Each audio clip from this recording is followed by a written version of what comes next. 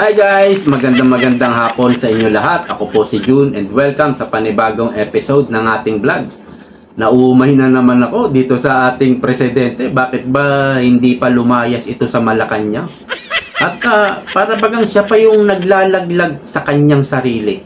Dahil nag-display na naman siya ng kanyang pagka-inutil, pagka-praning na presidente. At parang hindi niya naiintindihan yung kanyang sinasabi. Na nagpapatunay lang na wala talaga siyang kakayahan na maging leader ng ating bansa. Nung kahapon, pumunta siya doon kay Yorme Isko Moreno at sabi niya, nainggit daw siya kay Yorme. Dahil si Yorme nakapag-delivered ng kanyang proyekto sa Maynila. Samantalang siya. Di ba parang binababa niya yung sarili niya, presidente siya. Or parang nasaputan na talaga yung utak niya, no? Wala na, hindi na masyadong nagpa-function yung kanyang utak. Anyway, pag-usapan din po natin itong si Franklin Drilon. Aba, binanatan si Senator Lacson. Kala mo, akala siguro ni Lacson, yung ginagawa niya, bumibilib tayo sa kanya, no? Halatang halata naman, no? Akala niya siguro hindi na halata ng taong bayan na pinagtatanggol niya si Bongbong Marcos. Sinasabi niya pa, hindi sa pinagtatanggol ko ang presidente kasi ganito, ganyan. Alam po namin, halata ka na nga pinagtatanggol mo ang presidente. Ito nga sabi ni Drilon, no? Ang senador ay dapat tapat sa konstitusyon, hindi tagapagtanggol ng Pangulo. Sapul ka. Na-uppercut ka ngayon ni Drilon. Diretsahan na. Diniretsa na siya ni Drilon. Akala siguro, tanga-tanga pa rin ng Pilipino Akala hindi siya nahahalata At meron lang pong announcement, no? Ibabahagi lang natin. Join us at EDSA Ortigas, November 30, 2025, 2 p.m. Rally po ito ng DDS. Okay? Tama na, sobra na, wakasan na, BBM resign. Doon kasi sa rally ng mga NPA, hindi yata mananawagan ng BBM resign. Dahil ang papalit ay si VP Sara, so ayaw nila yon. Ano lang to, nakikisakay lang tong mga makakaliwa na kunyari tutol sila sa korupsyon. Yung mga mga front nila sa Congress, sa House of Representatives na mga party list, mga dorobo magnanakaw din mga yan Kunyari, anti-corruption. Wag na po kayo magpabudol. Mga taga-UP pa naman kayo, ang tatalino nyo. Anyway, bago tayo magsimula, ini-invite ko po kayo na mag-like dito po sa ating channel at huwag kalilimutang mag-subscribe para lagi kayong updated sa tuwing mag-upload ako ng video.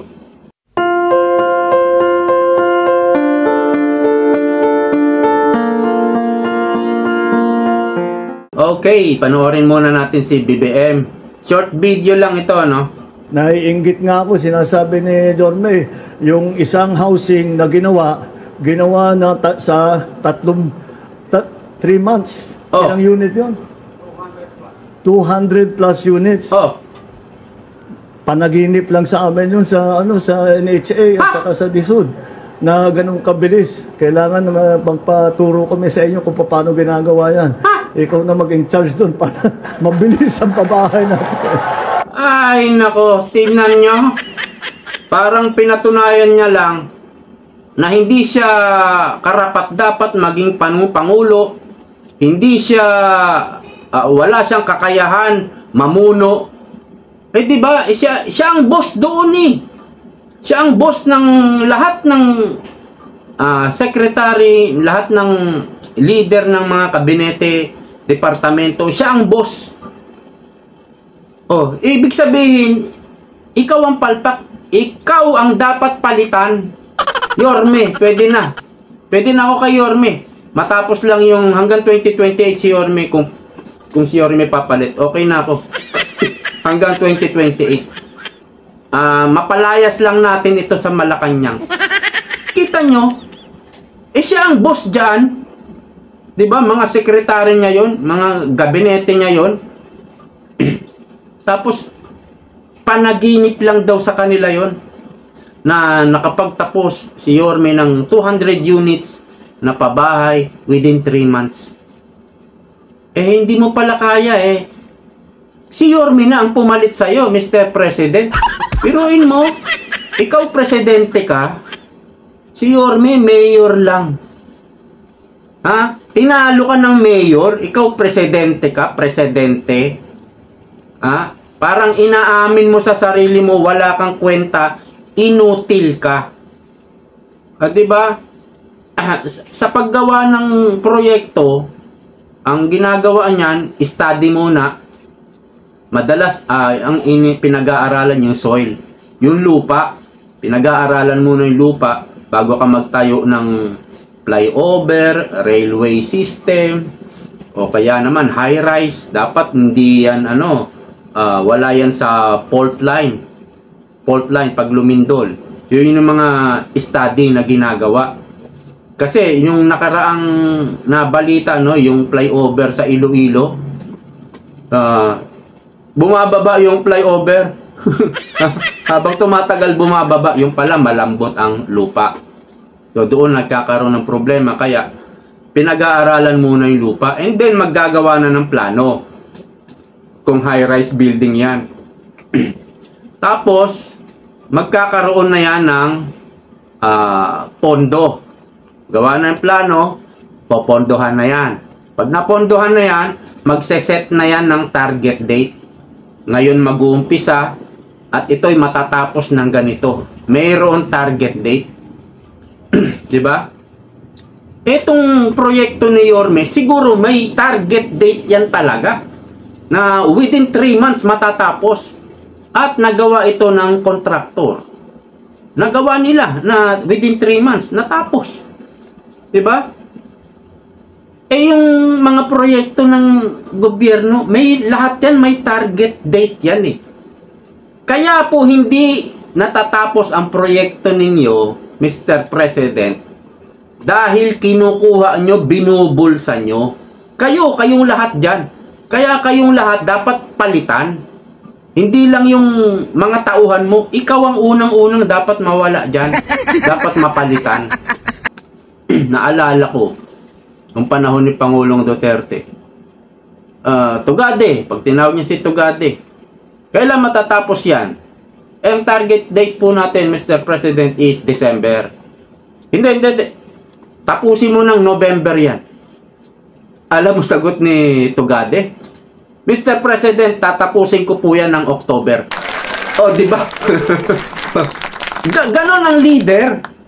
Ha? At ganon din yung dapat mga kinukuha mong tauhan. Kagaya ni Tugade. Sabi ni President Duterte, hindi, tapusin mo ng November. Sige, Mr. President, tatapusin ko yan ng October. O, di ba? Ang galing. Sa umpisa, pwede naman na 24 hours ang gawa. Sa umpisa, no? Sa China, gumawa ng tulay 24 oras lang, nasa YouTube. Mapapanood nyo yun. Kaya lang, kasado na yung tulay. Yung buo na siya. Isasalpak na lang. Pero 24 oras, nakabit yung tulay at nadadaanan na ng mga biyahero. O, diba, saka yung mga gumagawa sa China, sa ibang bansa din, yung mixer na simento, diba, yung umiikot. Dito, pag nagbuhos, isang araw, isa. Swerte na makadalawa, no? Dalawa. Ganon, o bukas naman uli ang buhos. Napapanood natin sa YouTube, parang langgam yung mga mixer, sunod-sunod, At pag nagbuhos, ang haba na agad ng kalye. Nagawa na agad yung kalye. Dito, isang mixer, isang araw. Tapos bukas na uli. Swerte kung bukas. Baka after 3 days pa uli, mabuhusan. Diba? Nakikita naman natin, nadadaanan natin. Ang tagal ng paggawa dito sa Pilipinas. Siguro, nasa leader talaga Hindi kagaya ni Pangulong Duterte. Ang daming nagsulputan na proyekto. At marami hindi na napagpatuloy ng presidente natin ngayon. na talagang masasabi mong inutil. Di ba? Sinasabi niya, sa amin, panaginip lang yan. Ikaw ang presidente. Di sinasabi mong wala kang kwenta. Sa isang hotel, di ba, ang may-ari niyan, siguro mga leading businessman, oligarko. Ang ginagawa ng oligarko, kumukuha sila ng manager, di ba? Hotel manager. Kumukuha sila. Kung sino man yung mga pasaway na tauhan doon, mga crew, mga staff, kung may mga pasaway doon, yung manager ang dapat nangangalaga dyan. At siya dapat, kung sino man yung dapat patalsikin o sibakin sa trabaho, dapat ginagawa ng manager yan. Siya yung boss doon sa hotel. Sa loob ng hotel, siya yung boss. Pero hindi siya yung may-ari, yung isang oligarko. Kapag hindi niya ginawa yan, pumalpak na tapos hinahayaan mo lang, malalagot yung manager doon sa may-ari. Diba? Siya ang mananagot doon Kaya, dapat lang na kung pwedeng suspindihin niya, suspendido ka, pumalpak ka, lagi kang absent, suspendido ka, or siba ka na, tanggalin ka na. Kasi pag hindi niya ginawa yon, yung manager ang sisibakin ng may-ari. Diba? Ngayon, itong ating presidente, dahil hinahayaan niyang mangurakot, hinahayaan niya tatamad-tamad yung mga gabinete, mga taong gobyerno niya, dahil hinahayaan niya, pabaya siya bilang leader, ngayon, sino ang pwedeng magpatalsik sa kanya? Tayo, ang taong bayan. Kaya ngayon, pinagre-resign na natin siya. Dahil palpak siyang manager, kumbaga sa hotel. Palpak siyang leader. Kaya pinagre-resign na po natin siya. Anyway, punta po tayo dito kay Franklin Drilon na binanatan si Senator Lacson. Ayan, Franklin Drilon. Ang senador ay dapat tapat sa konstitusyon, hindi tagapagtanggol ng Pangulo. Booking ka, Senator Lacson, at huwag ka nang magtago. Huwag mo na sabihin, hindi sa pinagtatanggol ko ang presidente, hindi sa pinagtatanggol ko. Paulit-ulit siyang ganun Huwag mong gaguhin ng taong bayan, pinagtatanggol mo ang presidente. At ang tanong ng karamihan, magkano ang ibinayad sa'yo? Diretsahan na tayo. Ilang maleta ang ibinayad sa'yo, Senator Lacson?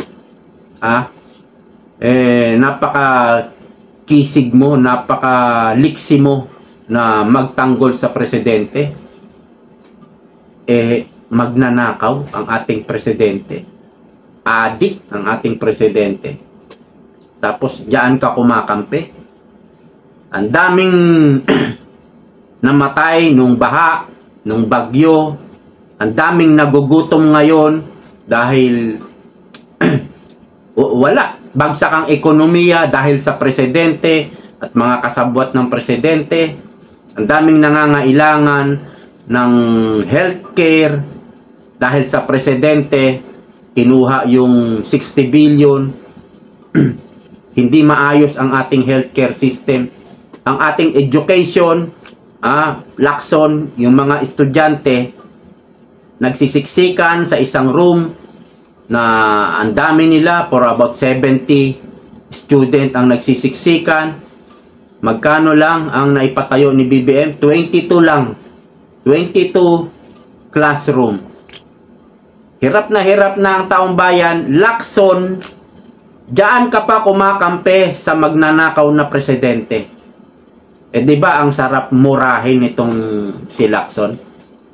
Talagang manggigigil ka dito sa taong to Malamang nabayaran yan, yung tao na yan. Binayaran yan. Mukhang pera rin pala ito.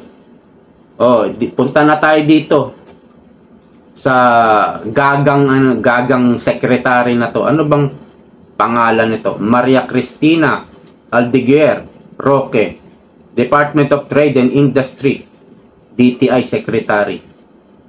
Sabi niya, kung tutuusin 500, makakabili na kayo ng ham. makakagawa ka ng macaroni salad, makakagawa ka na rin ng spaghetti. Depende rin po yan kung ilan yung kakain. Sobrang imposible po nito, hayagang panloloko, panggagago ang ginagawa mo, Secretary Aldiker Roque. Ginagago mo ang taong bayan. Dati may mga announcement na sila, di ba? DTI din yon, na kung ikaw daw ay kumakain ng 21 pesos sa isang meal, isang kainan, hindi ka na raw mahirap nun. Kung kakain ka sa karinderya, 12 pesos na ang kanin isang takal na kanin. Di 9 na lang ang natitira. May ulam ba na 9 pesos? O magpaluto ka isang itlog. Hindi ka mahirap nun? May isang kanin ka at isang itlog, hindi ka mahirap? Ha? Sobrang tipid mo na nun. At tatagal lang yun ng siguro 1.5 oras, gutom ka na naman. O 2 oras, gutom ka na naman. Wala pong gaanong sustansya yun. Ang hindi ka naghihirap, yung kakain ka ng may karne dyan, may gulay, after mong kumain, may dessert ka pa, at may prutas ka pa. Yun, hindi ka naghihirap nun. Sobrang panloloko, sobrang panggagago ang ginagawa sa atin ng mga makakapal. Sana maimbestigahan ito ng Senado. 'Di ba mayroon pang budget hearing? Pasado na kaya ang budget nito ng DTI? Sana humarap siya kay Marcoleta, kila Alan Peter Cayetano para ma-boldjack yan. Sana hindi pa tapos yung kanilang budget. At pag humarap yan, siguradong malalagot itong babaeng ito. Okay, hanggang dito na lang po at nakaka-high blood. Nakaka-high blood. Ngayon lang po yata ako na high blood ng ganito dahil sa mga kaganapan, issue dito sa ating gobyerno at sa isyung panglipunan. Talagang nakakagalit dito sa gobyerno natin. Alright, maraming salamat po sa patuloy na pagsuporta ninyo. See you po next time. Ingat po kayo. God bless. Bye-bye.